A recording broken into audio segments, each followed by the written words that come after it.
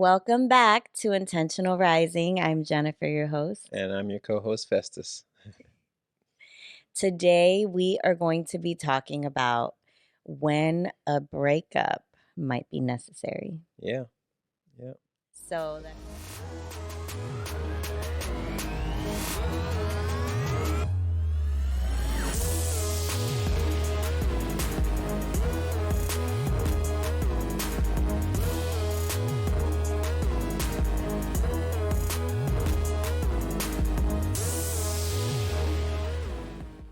so Because that we kind broke of up. came to mind as we were recording the last episode, and there's a lot of reasons why a breakup may be necessary, like the Yeah, obvious things, abuse, as someone who treats you poorly, and I mean that we're not talking about those specific things on this yeah. I think episode. those This are is pretty clear.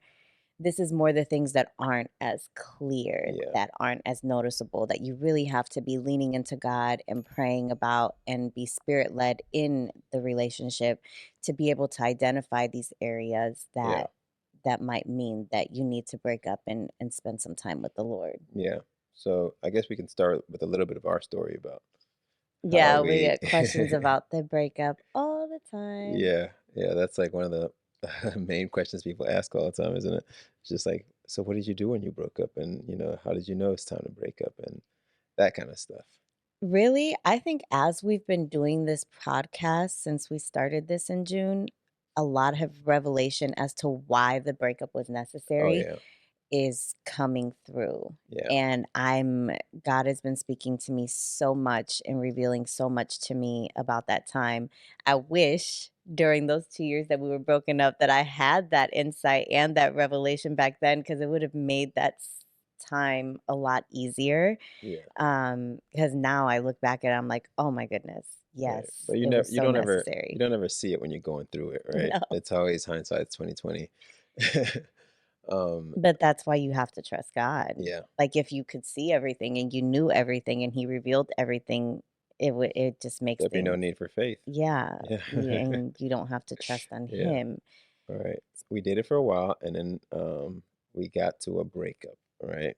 Um, we were broken up for 2 years. Yes, we were broken up longer than the initial dating. Like, we Yeah. dated for like 6 months and then broke up, and the breakup was for 2 years. Yeah. And I mean, that's even longer than our engagement period. Yeah, because when we got back together, we got engaged, like, 6 or 7 months later. Yeah. Yeah. And then we were married. But in that time that we broke up, I think it was just the instability of me being around, whether I was going to be here or there, because my job required me to move a lot. But with you, you had a child, so it wasn't like you could be like, "Yeah, sure, I'm okay to move with you wherever you go." It was kind of Mhm. like you were going to have to stay, and I had to make a sacrifice to stay here if I was going to be in a serious relationship with you. Right. Um, I don't think I was ready to make that decision, right? I wasn't ready to say that, I met this girl and I've been dating her for 6 months and now I'm going to give up everything that I want to do. And basically, not even that, just like I've been traveling for so long and that was my job. And now I've met this girl for 6 months and I'm going to have to like stop doing that completely because she has a child here. So I know I'm not, I can't Yeah. be in a long distance relationship with her. We can't move anywhere. It was a hard decision to make at that time. And I think that's what led you to finally say that, you know what, I think we need to have a break. Yeah. I was tired of the uncertainty Yeah. and, just not knowing, if he was gonna still be around in a few months. Like, I am very much a planner. I've Yeah. gotten better about just kind of letting go of being so rigid to a plan, and really when you're a very rigid planner, it makes it hard to trust God because you cannot plan everything with Right. God. Like, He laughs at our plans because His plans And can be it's so actually funny different. because in that time, I was always that kind of person that I was like, um, if it's God's will, it's going to happen. So I was, because I wasn't a planner. So Right. I relied on that, and it was a great to have that faith, but almost to a fault sometimes. Yeah, it was a scapegoat for you because Yeah, it would be different because you didn't it if didn't require me to do any work. I was just be like, "Oh, yeah, God's gonna take care of it," you know? right. And what we know now is, you can have that mindset of I trust God's will in my life, but you still have to be seeking God. You still have to be praying. You still have to be doing your part, reading your word, having quiet time with him, which neither of us was consistent about Yeah, back then. So, right, right. you were just hiding behind Yeah, the I think sometimes we say I trust God and it's going to happen in God's timing. God's going to take care of it. And like you said, it's because we use that as a scapegoat. Because honestly, we should be trusting God and also seeking Him for direction, yeah, right? Because yes, He's going to make it happen, but He's going to direct us on how to go about it. And right. that's what we fail to sometimes do is we fail to ask for that direction so that we know how to, because we're going to have a part in it. Right. We And think trusting God means just sitting back and doing nothing, right. and that's not how this works. Yeah. So that uncertainty is, Yeah, the uncertainty was really hard for me, mhm, and, I I was very much while I thought at the time that I was being 100% submitted to the Lord in that relationship and being spirit-led in everything with us being together, mhm, I definitely wasn't looking back now, and yeah, I wasn't fully trusting God, and I was very much operating in my flesh for the most part when it came to that relationship. So, um, I was I don't even know that I asked God if I should break up with you. mm, I don't think I did. I think it was a very emotional thing. I was very much led by my emotions in that relationship that mhm, first time around. And it was about me. Like, I can't deal with the uncertainty. I don't want this. My heart's going to break if he decides to leave and doesn't decide to stay. I don't want to waste time in a relationship that's not going to go anywhere. Everything was I. It wasn't what God wants. It wasn't what's best for you. It was very self centered yeah. around me But and what my needs were. it's also interesting how God can take the I, and still work it in your favor in the same way because you leading the way and say that, I can't do this anymore. We need to, break up. At the same time, that's God using your I to make sure that we have that breakup so we can get closer to Him. Right. So that's interesting how He Right. uses our selfishness sometimes Right. to also work things out for our own good. 'Cause the truth is, probably if I would have been seeking him and I did ask him if we needed to break up, he probably would have directed me to do that. Right. But I was too self-centered to even be really thinking that way. And so the breakup happened and I was crushed and it just revealed a lot of flaws about myself, a lot of character flaws, a lot of lack of faith, a lot of, where I didn't have a strong enough relationship with the Lord, just so many areas that needed growth and Hmm. God needed to work on Yeah. during the breakup that just couldn't happen while we were together. And when we get into the reasons why, I'll explain more as to why that was happening that way. Yeah. Um, but even during the season when we had broken up, I questioned a lot if I had done the right thing. Mm, And that's because I never really had asked God. I didn't ask him for direction about whether we should break up or not. Um, and so because of that, there was always this question which made that breakup season even harder. mhm. I think I would have had so much more peace if I had gone to God Yeah. and felt like I was led by him to for us to break up. I think I did go to God in the aftermath of things, right? After we had broken up, I think I remember going to God and kind of being like, was this okay? Like, if I need to be her, I need this prompting.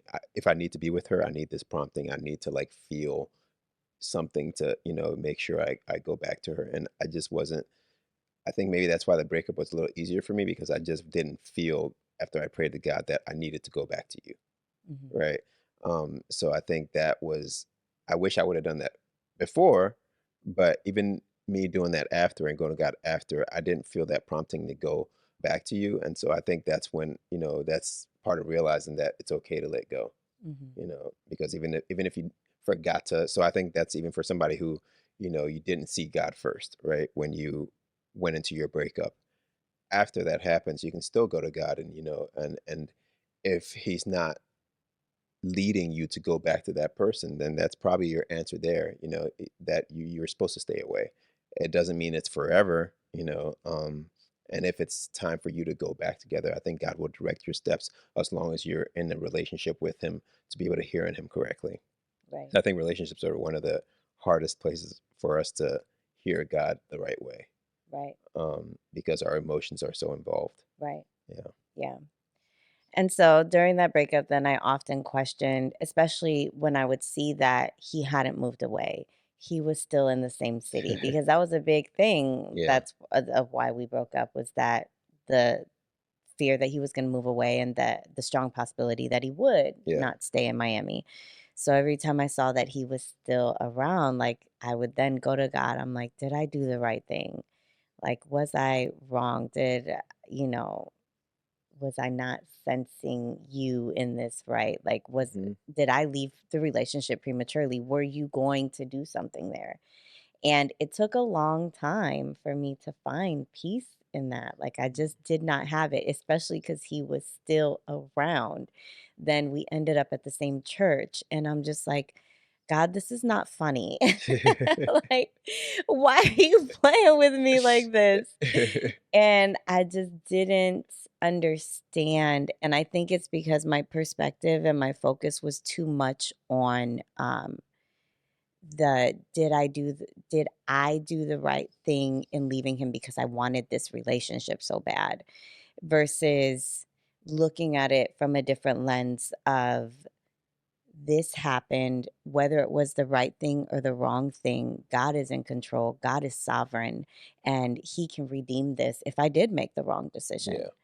And I did eventually get to that point Hmm. and find peace in that, okay, well, if I was wrong and I made the wrong decision, clearly God's keeping him around. We've ended up at the same church and everything. So I'm just going to let God be God, and I don't need to help him. Yeah. Yeah. So I think, so we broke up. Yeah. We were together 6 months. We broke up. Hmm. During the breakup season, the first year of our breakup was very much, I've talked about it on here before, me Yeah. having a temper tantrum with the Lord, me being angry with the Lord because I didn't get what I wanted, me trying to then, once I got over that initial anger, trying to then find my way back to the Lord, and just really going deeper with him, cultivating a relationship with him, to kind of get back where I was, because I did feel like I had, in a way, like, my faith was weak. I had felt like I had lost my faith in a little bit, and Hmm. I really just longed for that relationship that I had with the Lord before I met Festus. I really wanted that again. Yeah. And so that first year, it was just a lot of me just trying to move forward initially without really without God, because I was mad at him. And so I got into another relationship. I was in sexual relationships again, and I just completely went in the wrong direction. But God, in His mercy and His grace, He was still with me through all of that. And I did find my way back. And He, in a very divine way, removed the person that I was in a relationship with, Yeah. removed that man from my life. Like, literally overnight, the moment because I wasn't really going to him about that relationship. I knew I wasn't supposed to be in that relationship. So I wasn't, how when you're doing something you're not supposed to be doing, you don't really like ask God about it because you know what he's gonna say. Yeah. I'm like, I don't need to ask him. I know what he's gonna say. And so let me just keep doing what I'm doing. Ask for forgiveness later, right? Yes, that's the worst, and thank God I, came to my senses, and I finally submitted it to him, and I said, "Okay, God, this is not, I know that you're not in this, and, help me out here." And then the guy ghosted me, and so that was that. Yeah. And so during that year, Festus was kind of Yes, during that year, we weren't talking, we were barely talking at all. Like, no. Mm-mm. I don't think I think I was in a place of a little bit of anger, I think, at you Mm, because of how the breakup happened, because I didn't think that you had an understanding of my perspective of things. Of I think for you it was easier because you knew you had to stay here. Your mhm, life is already built here. I just moved here. And you're asking me to, make that decision to stay here for an extended amount of time. So I think I just didn't see that you understood my perspective on things mhm. as much. So there was a little bit of bitterness and anger there from me. Um, but then I think also just I think initially the way the breakup happened, 'Cause I said some you things. said some things that just I couldn't get over, and I was just like, "That's not who I knew," and like, why? And I Yeah. think you were saying things out of from a hurt place. Yes, and I Yeah. also made the statement to you that I feel like, um, as a result of the relationship that I was losing Right. my relationship with the Lord. Yeah, and I think that was the biggest thing. That So was I the was just part. like, that was hard for me because I'm like, for one thing, I'm like, I don't think she understands how I feel in this because you're asking me. Because in my mind, I always thought, I'd be moving, I would be living in Virginia. I would live near my parents, near that. So for me to also drastically have to change that thought process, um, processing that you have a child, processing, you know, just being in a new area. And then also the big hit, you telling me that I basically pulled you away from God. So that was just a lot to deal with. And so when we broke up, there was a lot of anger there. So that's why for that first year, I don't think we ever really communicated at all. Yeah, we didn't talk, Yeah. really much at all during that first year. Mhm. And then my relationship that I was in ended, and also, let's be clear because we have talked about on here how I was praying this prayer Oh my goodness. that Festus was once I realized he was my husband because in that second year of our breakup, the Lord showed me in a dream that Festus was my husband. And once I had that revelation and I was no longer in the other relationship, I was no longer rebelling against God. I was 100% in cultivating my relationship with the Lord. And I hadn't, was in a time of fasting and he showed me that Festus was my husband. Mhm. That is when I started praying the prayer that God would shield Festus from the counterfeits. Yeah. And I think people took that the wrong way. I think some people were saying that it's a witchcraft. And I had to come in Yes, and be like, you have to understand what the word shield means, right? Shield is to protect. So you're praying, it's a prayer of protection. It's not a prayer of singleness, as people were thinking it is. Oh, you're praying for him to be single. That's witchcraft. No, right. you're No. praying to protect that person because once God reveals somebody to you, it's okay to pray that they are protected from other counterfeits that may come in the way because it's ultimately going to delay your destiny. No, it's not going to stop. Once God has revealed that, it's not going to stop you guys coming together. But the time that you do come together, the enemy's going to bring counterfeits in their way so that it'll delay the process. Mhm. So I'm grateful that you said that prayer. It's not witchcraft by by any means.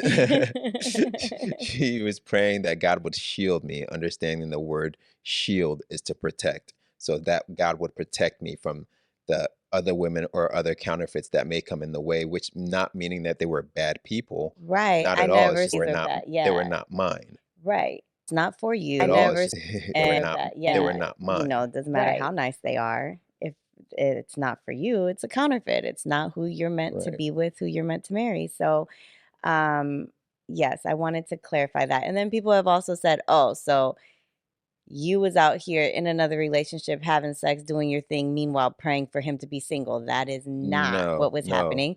For the first year after we broke up, when I was in that worldly relationship and I was back to just doing what I wanted to do and rebelling against God, I was not praying Yeah. for him And even like in that way. it's not like you were out there doing all these bad things, and I was this saint that was just sitting there and reading my Bible all the time. No, I was having sex too. I just wasn't in an actual sexual relationship.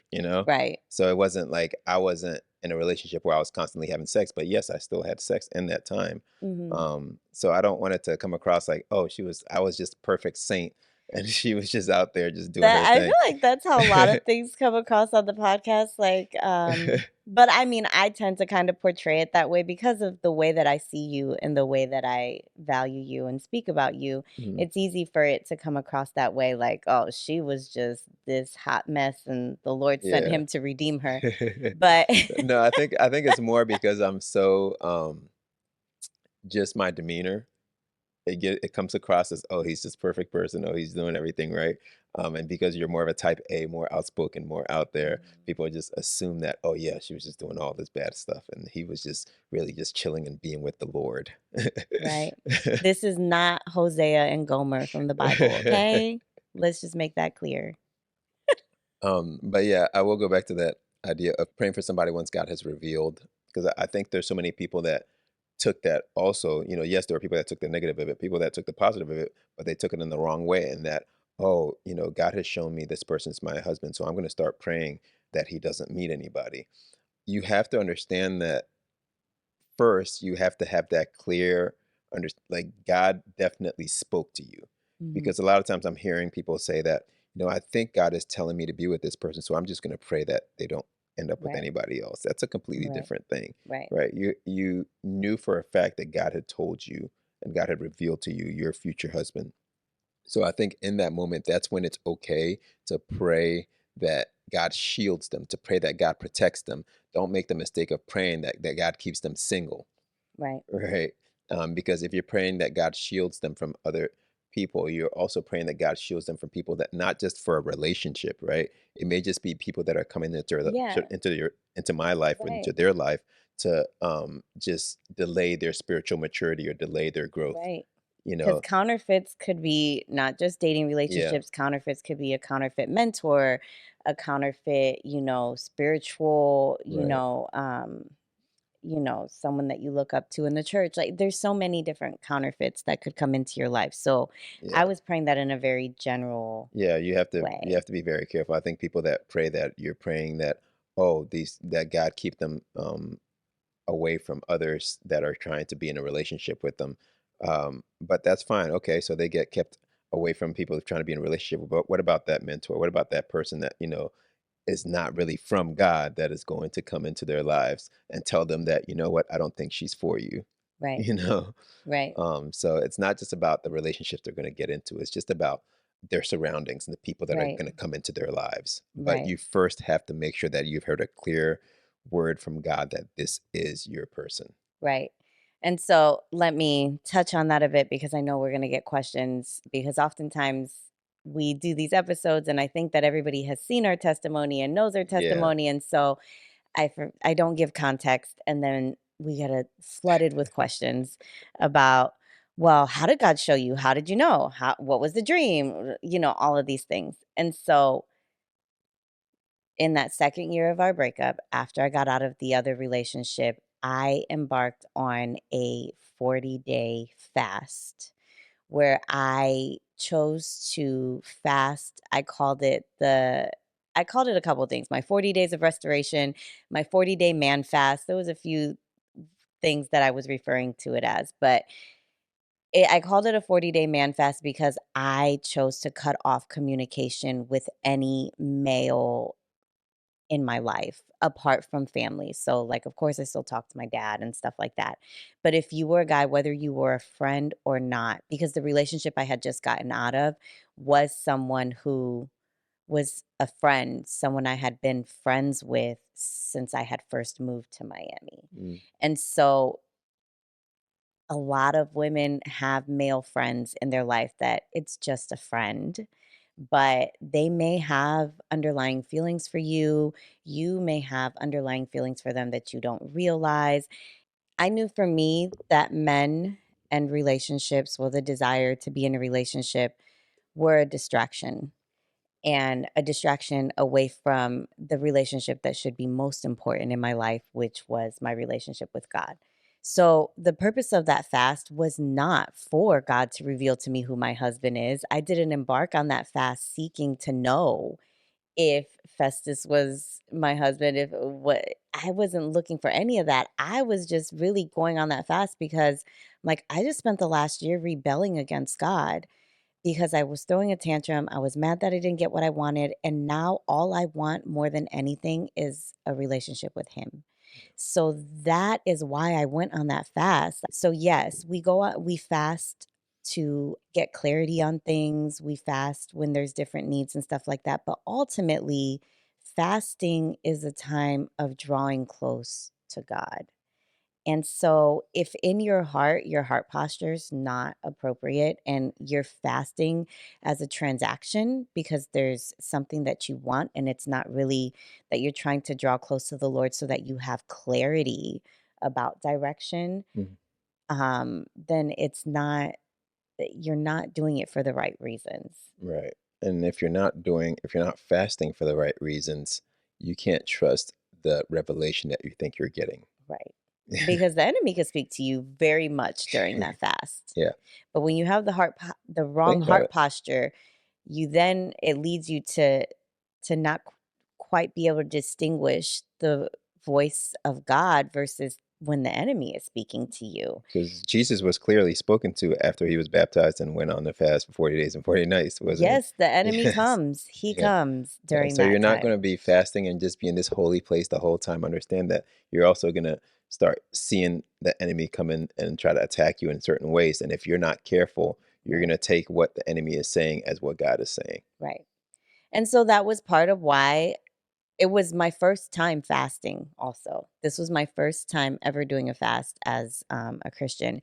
And so I knew that during a time of fasting that there's spiritual attack. I had heard that. I knew that I was preparing myself for that.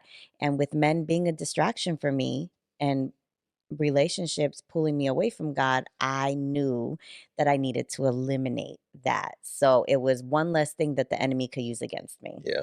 So whether you're a friend, I didn't care. I did not speak to you while I was fasting. And the enemy still tried it.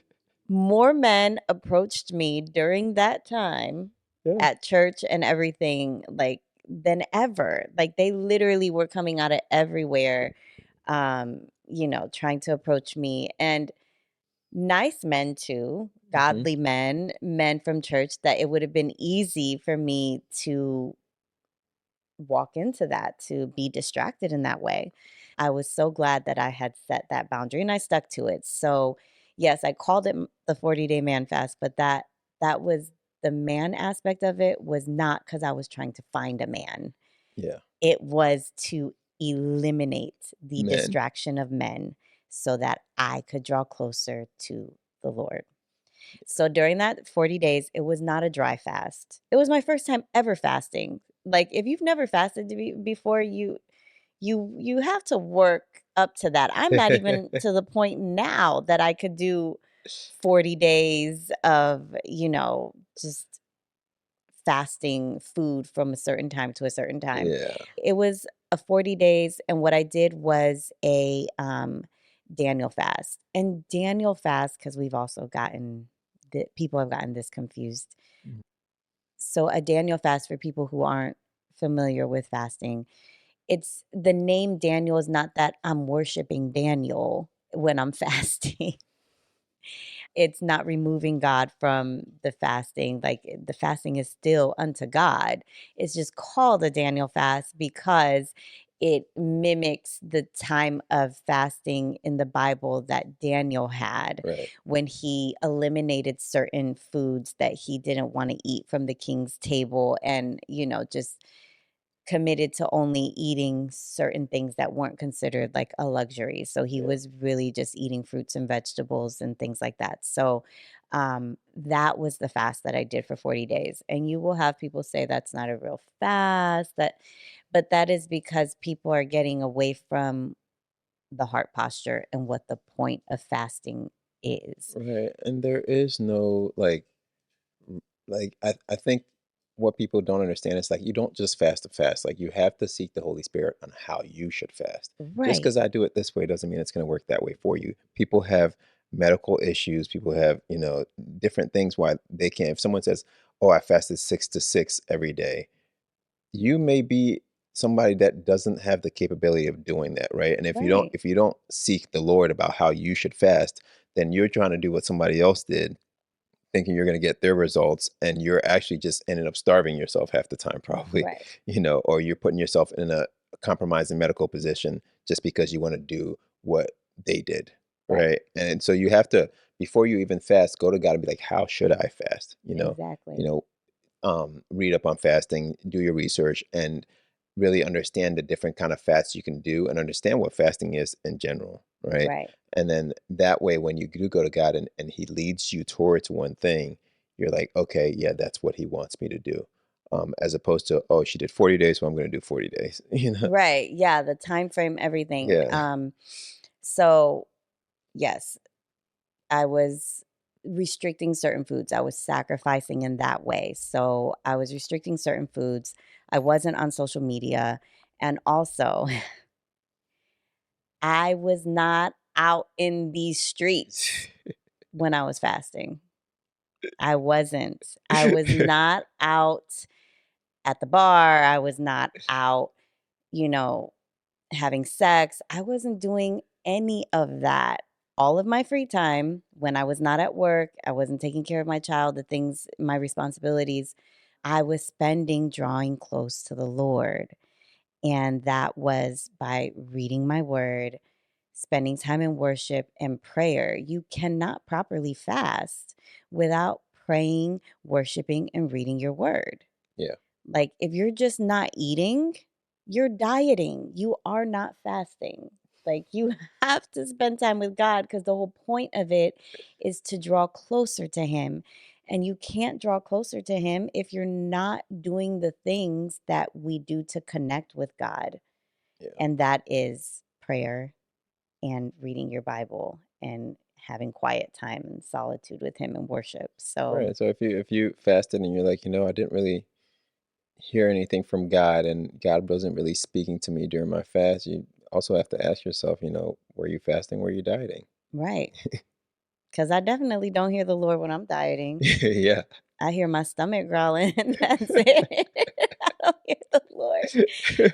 So you have to spend time, quiet time with God. And so that was a reason why eliminating men was worked well for me because it was also my first time fasting. And so that could have easily been a distraction where I'm going out with male friends, I'm going out on dates, during my time of fasting. Like, why? Yeah, that's a huge distraction. So what's the point of fasting if that's what you're going to be doing anyway? Right. So that was the whole purpose of the fast. Mhm. So fast forward towards the end of that 40 days. And during that 40 days, I also journaled every single day. So day 1, I would put day 1 of 40, and I would, at the end of my day, talk to God about my day, what I was feeling, and all of those things. And so now I can go back to these journals and I can see on the days which days the enemy was attacking. And like, there was a lot of highs and lows during that 40 days. It wasn't like this 40 days of amazing time with the Lord. There was a lot of spiritual attack. There was so many highs and lows. Like, it's not, fasting isn't easy. Like, it's not easy. No. And so, I wanna be clear about that too. I think on day 38, I know it was very close to the end of the 40 days, that I had a dream. It was a dream of our engagement. Mhm.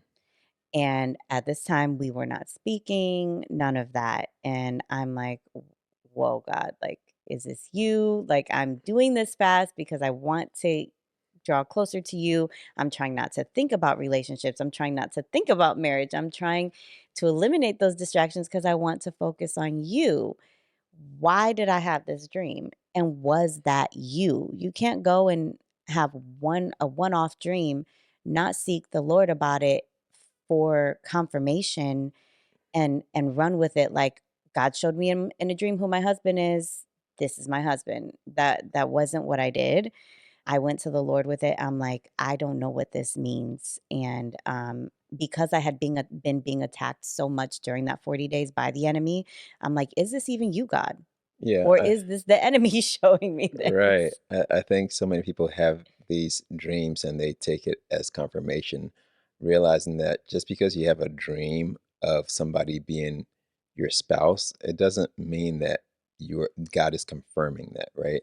That is a revelation. You then have to go to God and see if you can get confirmation for what was revealed to you. Because if you don't get confirmation from God about what was revealed, then maybe that wasn't from God, Right.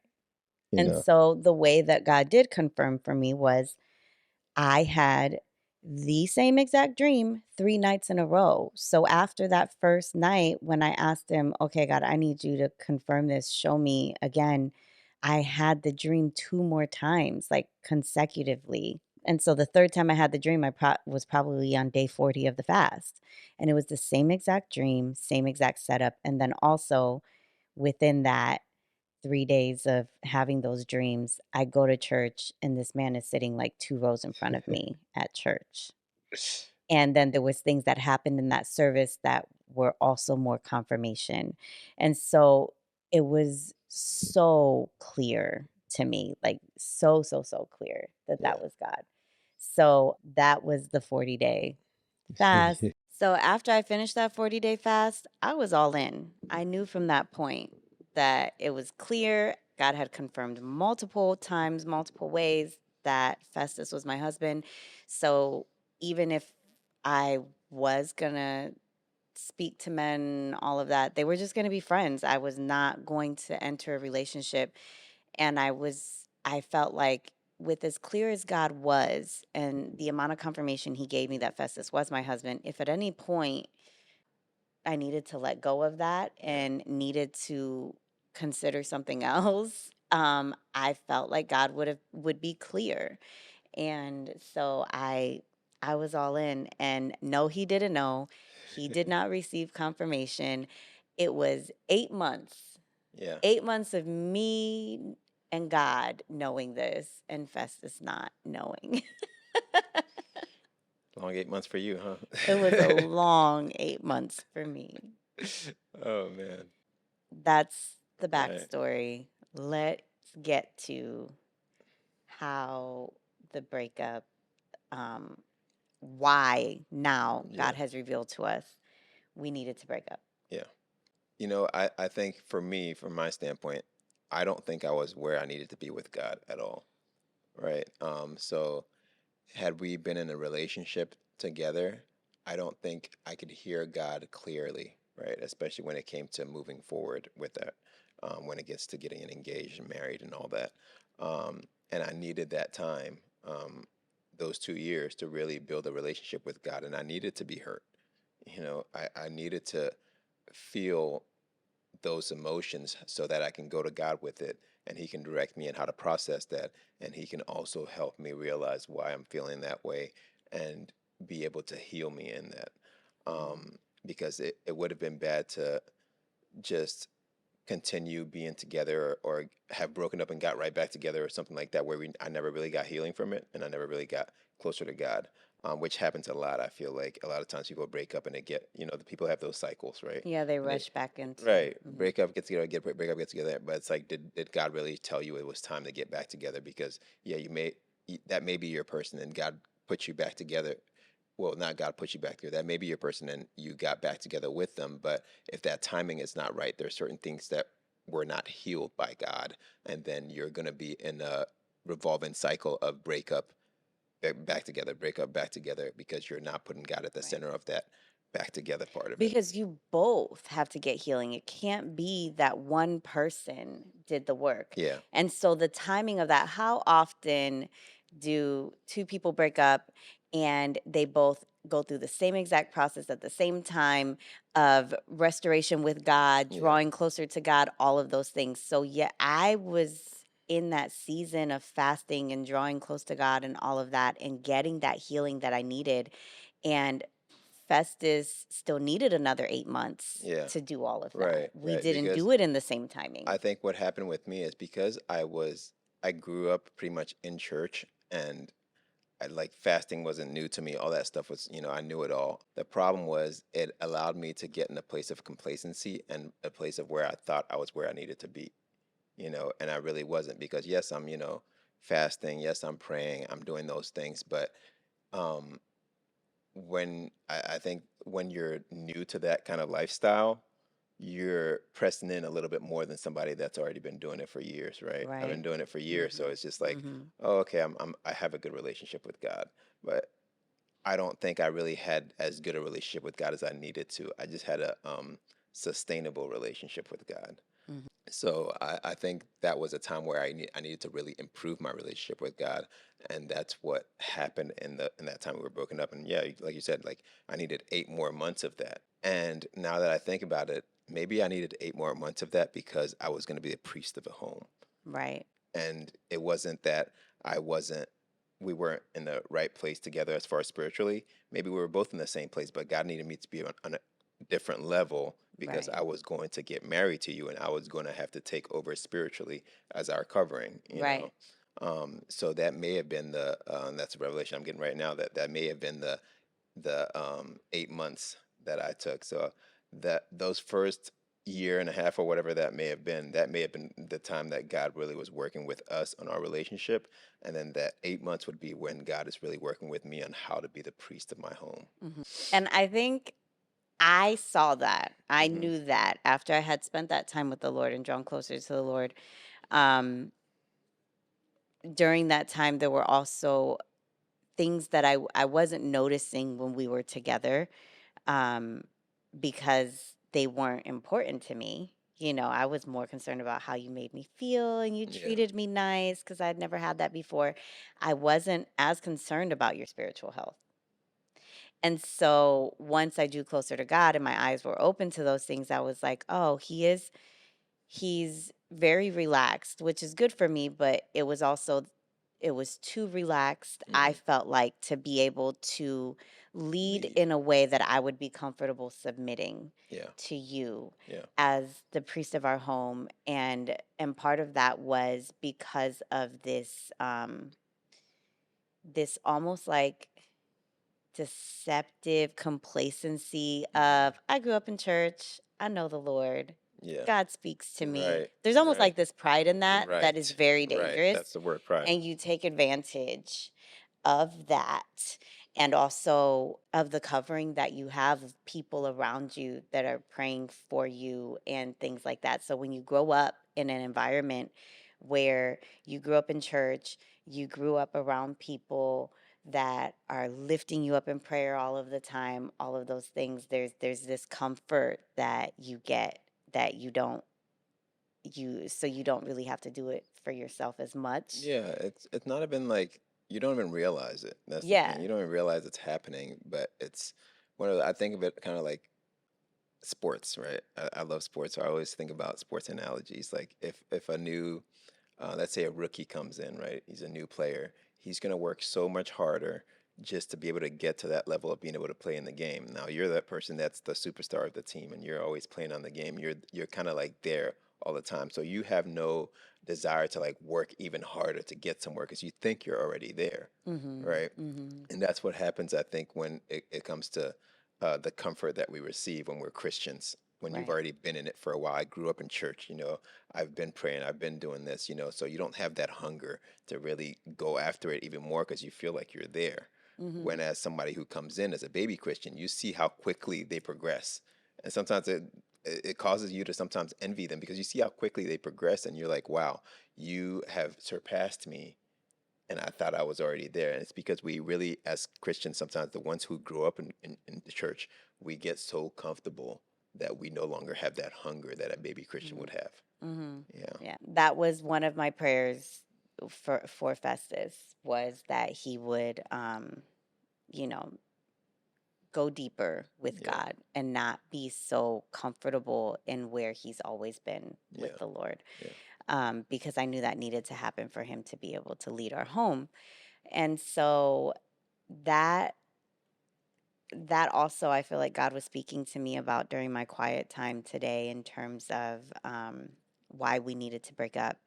And so for me, I felt God was showing me that neither of us had a kingdom mindset. No. Yeah, I agree. We were very much operating from a worldly mindset in Right. everything that we did, Right. in our jobs, in everything. And so if you don't have a kingdom mindset for yourself, in I'm on this path, I'm doing this, I'm going in this direction because ultimately God is using me as a vessel to build his kingdom. If you don't have that as an individual, you definitely won't have it then in a marriage.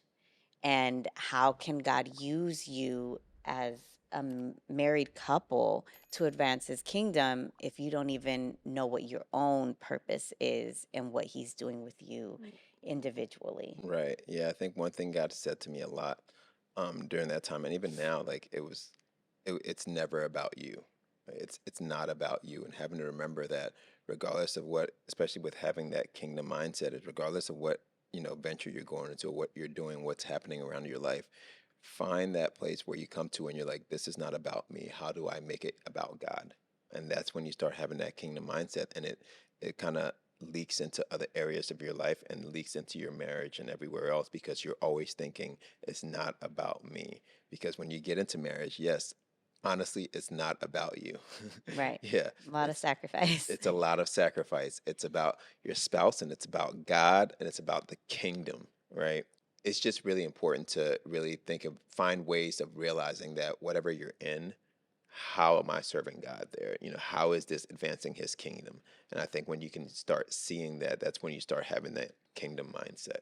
Right. Yeah. And so, definitely for both of us, we didn't have that kingdom mindset. So, like, even so, it's like I came to know the Lord probably a year and a half before I met Festus. Hmm. And it's like, okay, I love the Lord now. I'm changing my life. I'm living in a more righteous way. I'm not like so in the world anymore.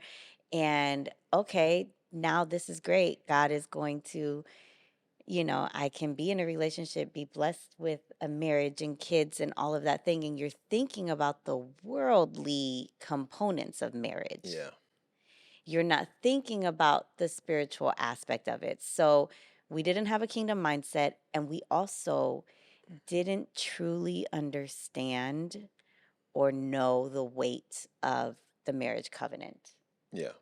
in terms of how the Bible, we had the worldly mindset of the marriage covenant Hmm. of having kids, getting a house, and all of the things that Yeah. the world says. Yeah. But God created marriage as a representation of believers' relationship with God. Hmm. And so Jesus loving his people as a bride, like the Yeah. church, his people being the bride of Christ. Right. And so marriage is to be in that same image. Hmm. And so when you understand the weight of that and how there's so much more to it. Yes, God created marriage for procreation, but even that still is to advance the kingdom because these children that you have together, you're Yeah. supposed to raise them in a way that's honorable to God. You're supposed to model that kingdom mindset. You're supposed to model all of those things so that they can then go out into the world and be image bearers and build the kingdom of God, all of that. So even in procreation, it's all part of advancing the kingdom. Yeah. Whereas in the world, we look at it as, oh, we're having kids, you know, Right. this is cute. And so there's that. And then there is ultimately God created marriage for companionship Yeah. because he saw that Adam was alone Yeah. and that wasn't good. He needed companionship that was similar to him. His companionship with God alone Hmm. was not tangible, but it was established. So we tend to then get into these relationships, and because we now have something in front of us that's tangible companionship, we then forget about cultivating and growing the companionship that we have with God, because it's not tangible. It's not right in front of you. Yeah. It feels like you have to work harder to maintain it. Yeah. It's not something physical. And so when you then get into a relationship, before I met you, my companion was the Lord. Right. Right. And I was all in on that. And then I'm like, okay, now I have this person, this tangible, in the present, physical companionship. Hmm. And if you aren't very much rooted in your relationship with Christ, it's very easy then to latch onto that tangible thing, Yeah. and to slowly, it's so subtle the way that it It doesn't happens happen too. overnight. You don't see it. Yeah. You don't see it. You just see it as you embracing this blessing of this person that God brought into your life. Like, you don't see it as now this person is slowly becoming preferable Yeah. to And me and because then it's tangible. yeah, and then a while later you're looking at yourself like, how did I get here? You know? Right. And that's one thing like I almost like I've been telling myself to never get to a point anywhere with anything in life and say to myself, how did I get here? Right. Be able to see the small schemes of the enemy so that you never have to get to a place where you're looking at back and saying, man, I've gone so far and how did I get here? That's words that I don't ever want to say. Yeah. Yeah. Unless it's in a positive way where I'm just like, how did I get here? God has blessed me so much. That's a Right. different. I mean, because it's almost annoying when someone you care about, you've watched them in destructive behavior, and then Yeah. they finally get to the point that they're coming for help, and they're like, I don't know how I got here. Yeah. You know exactly. I You, know how you got there. man, I have a lot of friends sometimes I'm like, look, you see this happening and you can change this, you can do it now. So don't come to me later. If you come to me later and you tell me how did I get here, I'm going to tell you exactly how you got here because I'm going to tell you know how you got here, right? So it's just understanding that saying how did I get here is you trying to excuse yourself for not doing what it took to actually make that change, right? Hmm. For not doing what it takes to make the change that was necessary in that moment because you Hmm. wanted to live however you wanted to do Right. whatever you wanted you just were lazy in that moment and shut God out. Right. So then you finally get to a point where now that you're ready to accept put God back in there, you're like, God, how did I get here? I don't even know. And he's like, you know exactly how you got here. Right. You know exactly how you got here. You shut me out and that's how you got where you are now. Right.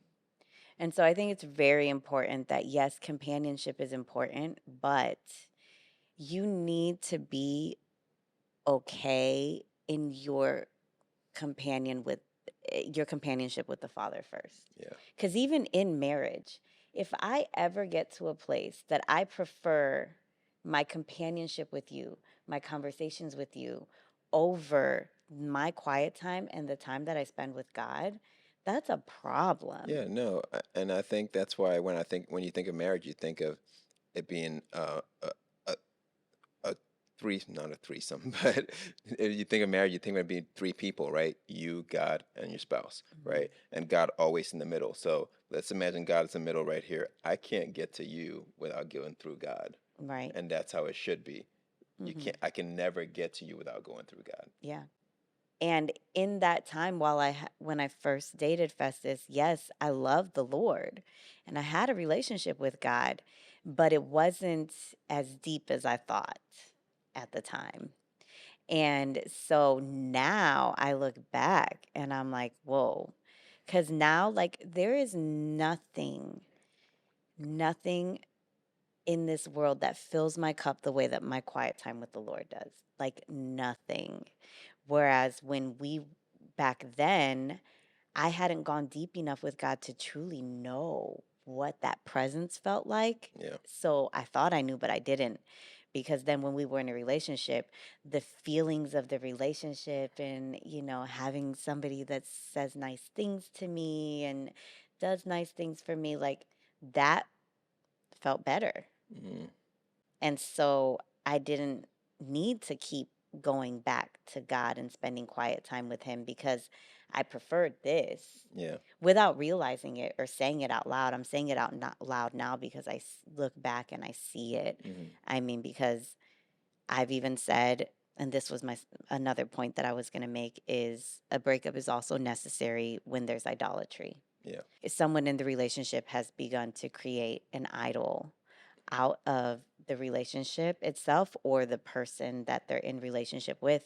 And for me, it was the relationship itself, the idea of having somebody treat me nice and and it doesn't matter how nice that you aren't nicer to me than God. You Right. don't treat me better than God. You've never done as much for me as God. So why was I preferring my time with you over Over him? God. And I look back, I'm like, that was real dumb. And so, like, but if you haven't spent enough time with the Lord to even get to that place of what that feels like, you're like, you don't realize it. Yeah. And Yeah. then that gives way to idolatry Yeah. and idolizing the person, idolizing the relationship, idolizing the idea of marriage. There's so many things that we can idolize. I don't want to say, "Oh, I see that I'm idolizing that relationship. I have to break up with you." Like that. That's not what the message is here. But I think if you see that you're idolizing that relationship and you're unable to get back to God, that may be time for you to break up. Right, Because it's one thing to realize that you're idolizing a relationship, but it's another thing to realize that you can't, like, it's blocking you from getting back to God. Because some people can realize, you know what, I'm idolizing that relationship. Let me get back to God, and they can easily get back to God, right, right? But if it's still like this hindrance that's almost blocking your discernment, it's blocking everything, and you can't even get that relationship back with God, then yes, I think at that point it's definitely time for you to step back. It doesn't mean it's forever. I think everybody takes it like, oh, I'm stepping back, so that means I'm letting go. That's why it makes it hard for people to let go sometimes because you're thinking, I'm letting go forever.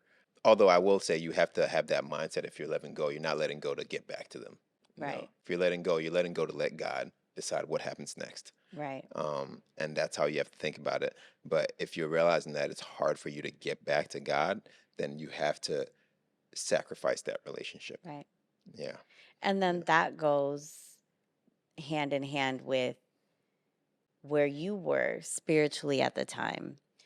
If Festus had been where he needed to be with the Lord at that time, and I was creating an idol out of the relationship, he'd have had the discernment to recognize that, Yeah. address it, and lead me in the right direction and be like, okay, I see these things that are happening, and you probably should be spending more time with God, like just direct me in Yeah. that way. Yeah. Because as the future priest of our home, he needed to be able to do Right. that. I have to be able to discern that and be able to, just be able to tackle that right ahead, right on time. Yeah. Right. Because it's not just bad to be the person that's idolizing the relationship. It's also bad to be the person that's being idolized or Yeah. taking part in it, and you're not doing anything to help guide that person in the right Yeah, direction. and if in hindsight you saw that, the person that was being idolized realized it and they were taking advantage of it,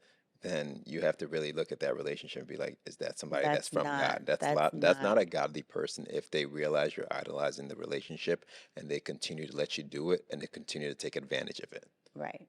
So that's when you have to think really hard about whether or not you need to be in that relationship. Also, let me be clear on what idolatry Yeah. is.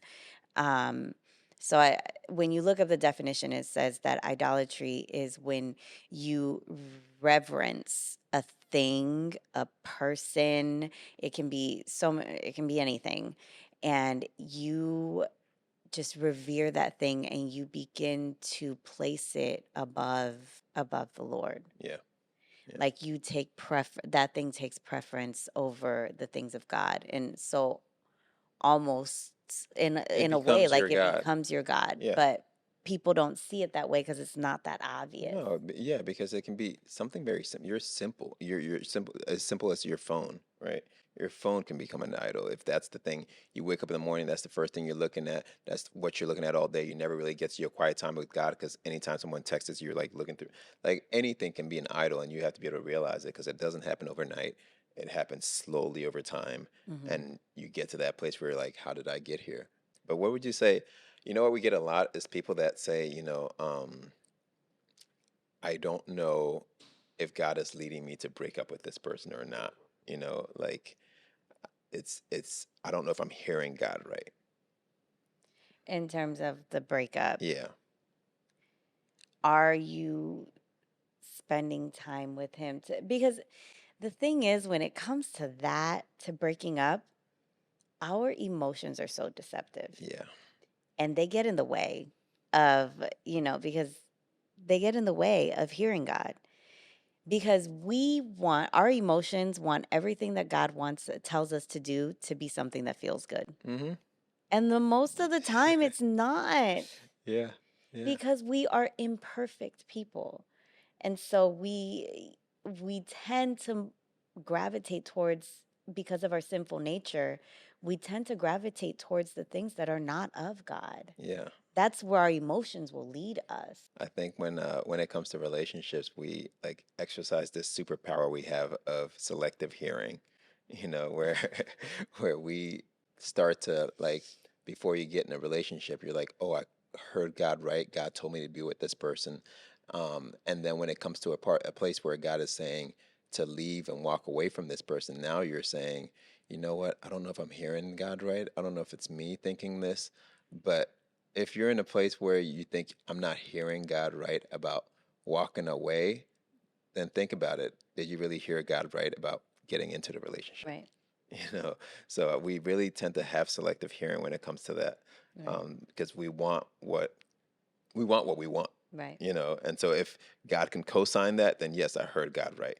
But now if God is saying that we should do something that we don't want, all of a sudden, you know what? I don't know if I'm hearing God Right. Right. right. Then it's not clear. It's Yeah. real clear when it's in alignment with something that we want. Yeah. So I will say also, if you're in that position where you are questioning a breakup, like this is something you're thinking about, I would say go to God about fasting. And during that fast, take time away from that person. Yeah.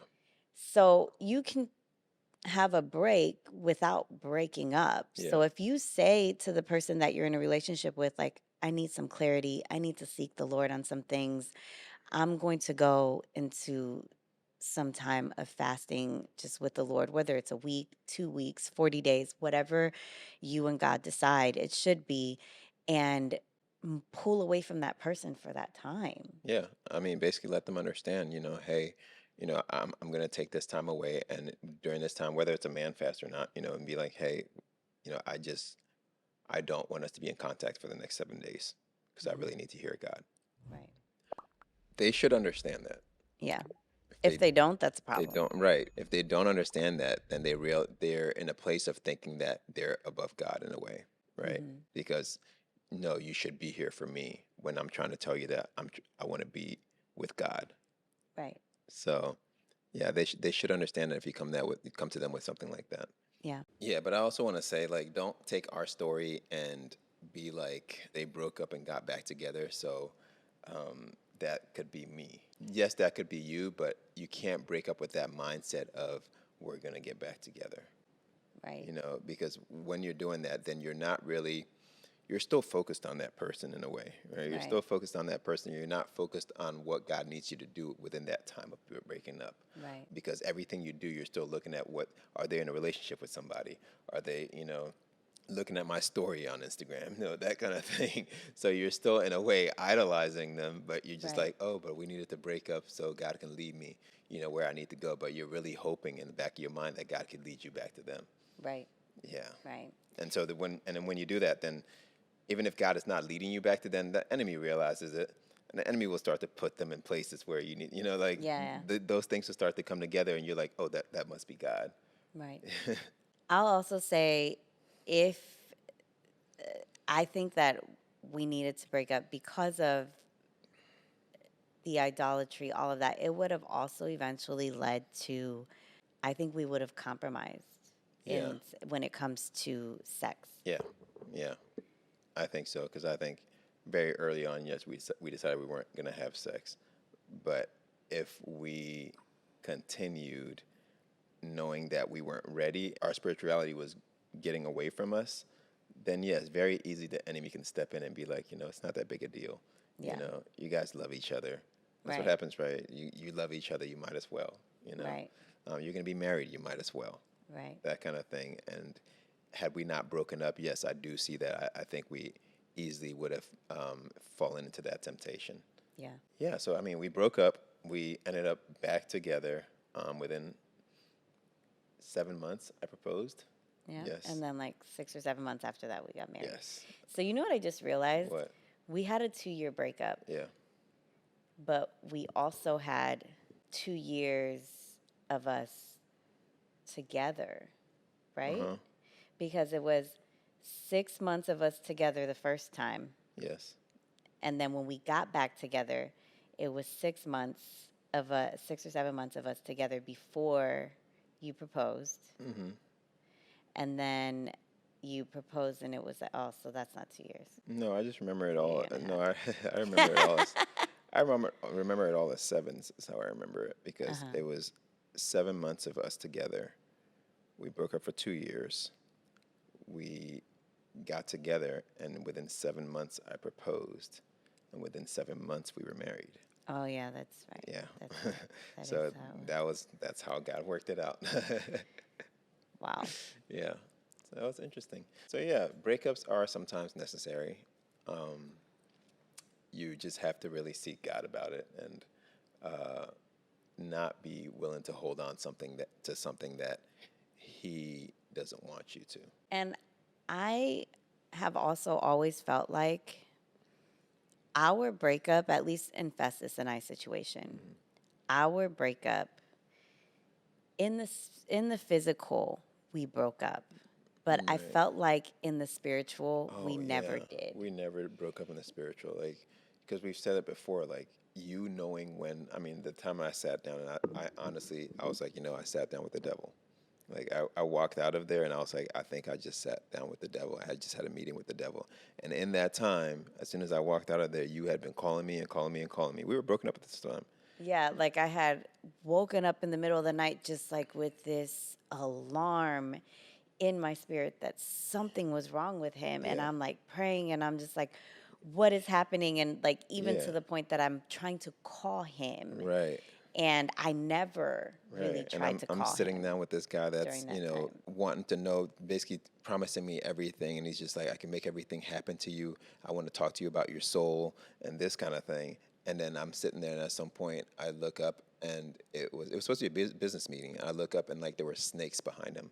Like I could just see snakes all behind him. And I got up, and it wasn't by my own strength. I think that was just the Holy Spirit. I got up and walked out of there. I Right. don't remember saying anything.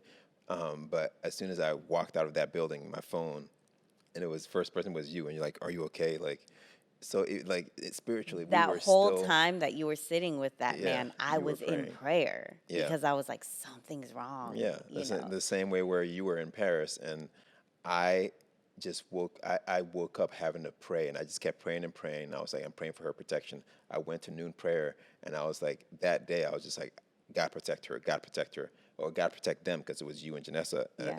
and I kept saying, God protect them, and then I leave noon prayer and then later found out that that's when the shootings were happening in Paris, and I was just like, it's just ridiculous how Yes, we can we be were very, spiritually, yeah, yeah.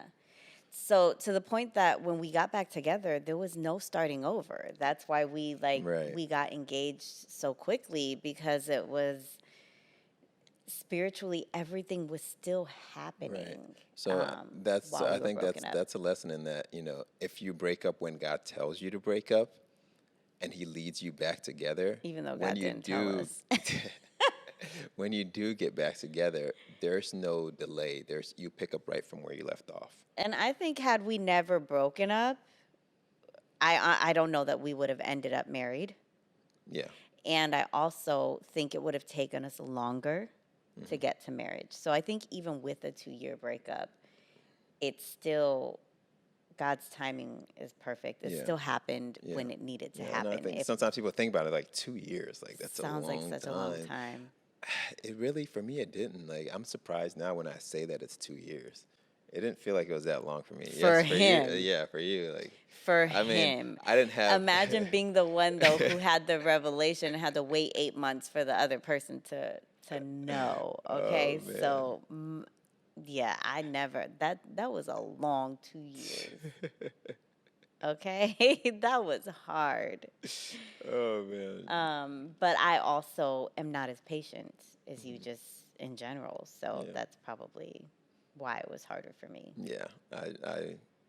I was still operating in that place where, you know what, God, if you want me to be with her, you're gonna let it happen.